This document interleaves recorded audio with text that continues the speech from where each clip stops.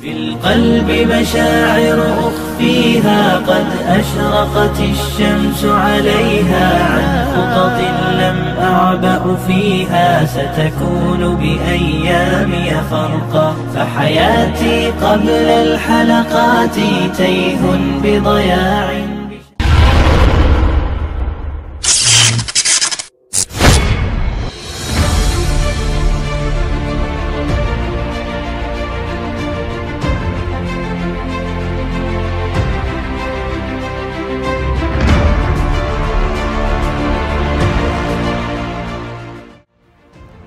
Assalamualaikum warahmatullahi wabarakatuh. Wafatnya Nabiullah Daud alaihissalam adalah salah satu dari banyak kisah para nabi dan rasul yang syarat hikmah dan pelajaran. Allah Subhanahu wa taala memperlihatkan kebesarannya menjelang wafatnya Nabiullah Daud. Nabiullah Daud adalah seorang raja pilihan bagi Bani Israel yang diberikan kitab Zabur. Beliau keturunan Yahuda bin Yakub dan pernah mengalahkan raja zalim yang bernama Zalut. Ketika wafat, beliau dimakamkan di Baitul Maqdis, Palestina, dan kerajaannya digantikan putranya Nabi Sulaiman alaihissalam. Namanya disebut sebanyak 16 kali dalam Al-Quran. Guru besar Universitas Islam Yordania, Syekh Umar Sulaiman Al-Asikor, mengulas tindakan penyelewengan ahli sejarah Bani Israel terkait kisah wafatnya Nabi Daud alaihissalam. Dalam kitabnya, Kisah-kisah Sahih seputar para nabi dan rasul, Syekh Umar menceritakan kisah sahih wafatnya Nabiullah Daud yang menukil salah satu hadis Nabi yang diriwayatkan oleh Imam Ahmad dalam musnadnya.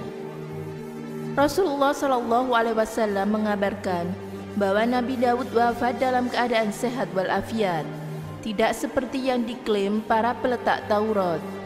Dalam Safa Muluk disebutkan bahwa di akhir usianya Nabi Daud menjadi tua renta.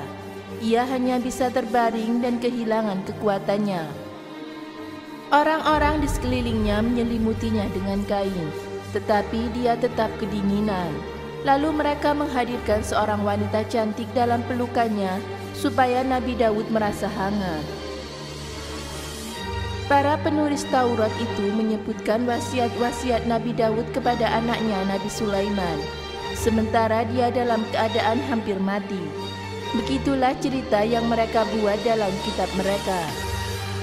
Dalam nas hadis, Rasulullah SAW menyatakan sebelum wafat, Nabi Daud tidak sakit.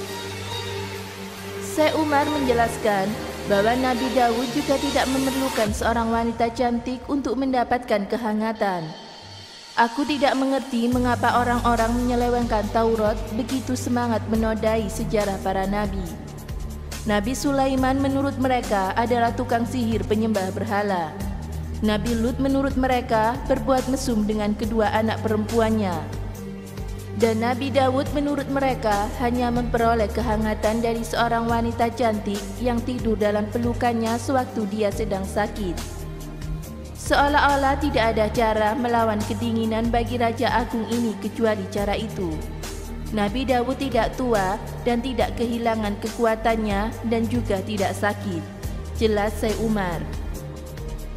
Pada hari itu, Nabi Daud meninggalkan rumahnya sebagaimana yang dia lakukan setiap hari.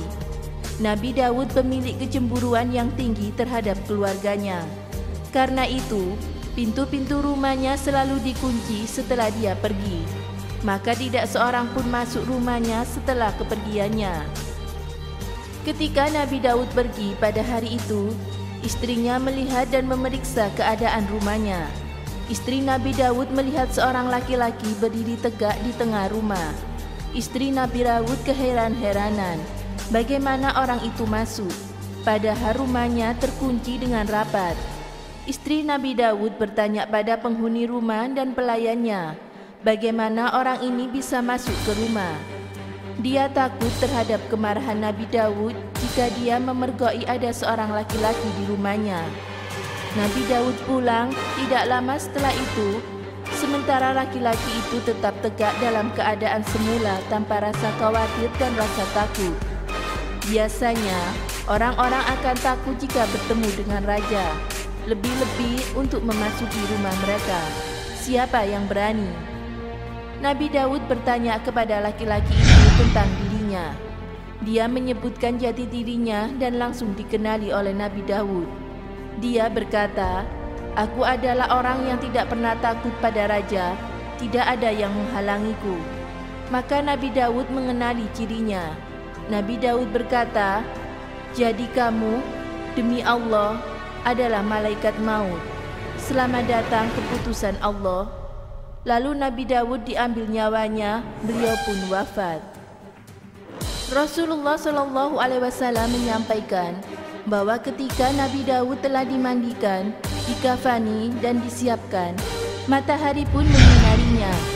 Nabi Sulaiman memerintahkan burung agar memayungi dengan sayapnya.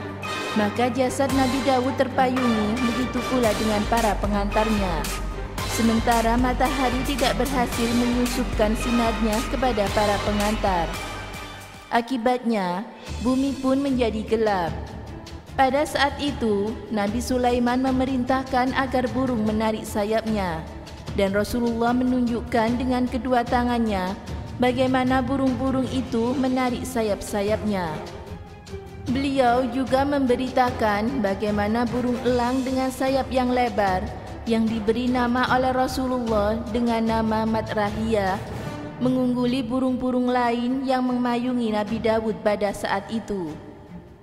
Imam Ahmad meriwayatkan dari Abu Hurairah bahwa Rasulullah SAW bersabda, Nabi Daud memiliki kecemburuan yang besar. Jika dia pergi, pintu-pintu rumahnya dikunci. Tidak seorang pun yang datang kepada rumahnya sampai dia pulang. Suatu hari, dia keluar dan rumahnya dikunci. Maka datanglah istrinya untuk meneliti rumah. Ternyata, ada seorang laki-laki berdiri di tengah rumah. Dia berkata kepada orang-orang yang ada di rumah, "Dari mana orang ini masuk ke dalam rumah padahal ia terkunci? Demi Allah, kamu akan ditangkap oleh Nabi Daud." Nabi Daud pulang sementara laki-laki itu tetap berdiri di tengah rumah. Nabi Daud berkata, "Siapa kamu?" Orang itu menjawab, "Aku adalah orang yang tidak takut pada raja. Tidak seorang pun dapat menolakku." Nabi Daud berkata, "Demi Allah, kamu adalah malaikat maut. Selamat datang kepada perintah Allah." Maka Nabi Daud beralih kecil di tempat nyawanya dicabut. Ketika utusan Nabi Daud itu telah selesai, matahari pun terbit. Nabi Sulaiman berkata kepada burung, "Naungilah Nabi Daud." Maka ia menaunginya sehingga bumi menjadi gelap bagi keduanya. Nabi Sulaiman berkata kepadanya, "Tariklah sayapmu satu persatu." Abu Hurairah berkata bahwa Rasulullah menunjukkan bagaimana burung itu melakukannya, dan Rasulullah Nabi Daud diambil. Sementara pada hari itu yang lebih dominan memberi naungan adalah elang yang bersayap lebar. Semoga bermanfaat. Wallahu a'lam bishawab.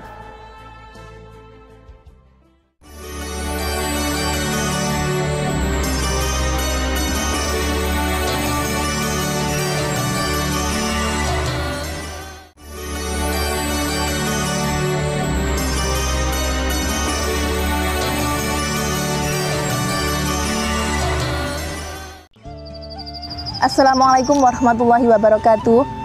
Nabi Daud adalah salah satu nabi dari 25 nabi yang kita ketahui.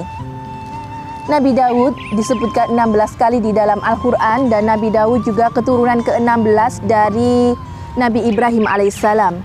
Nabi Daud diangkat menjadi raja ketika berhasil mengalahkan Jalut. Di dalam hadis disebutkan bahwa ibadah yang paling disukai Allah adalah ibadah dari Nabi Daud alaihissalam, dan puasa yang paling disukai Allah adalah puasa Nabi Daud alaihissalam, yakni puasanya berselang-seling. Berarti hari ini puasa, besok tidak, lusa puasa, lusanya lagi tidak. Dan bukan hanya itu, Nabi Daud juga diberikan mukjizat oleh Allah. Salah satunya adalah memiliki suara yang sangat merdu.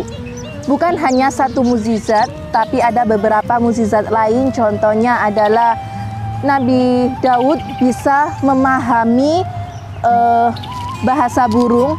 Lalu kitab Zabur juga diturunkan kepada Nabi Daud alaihissalam.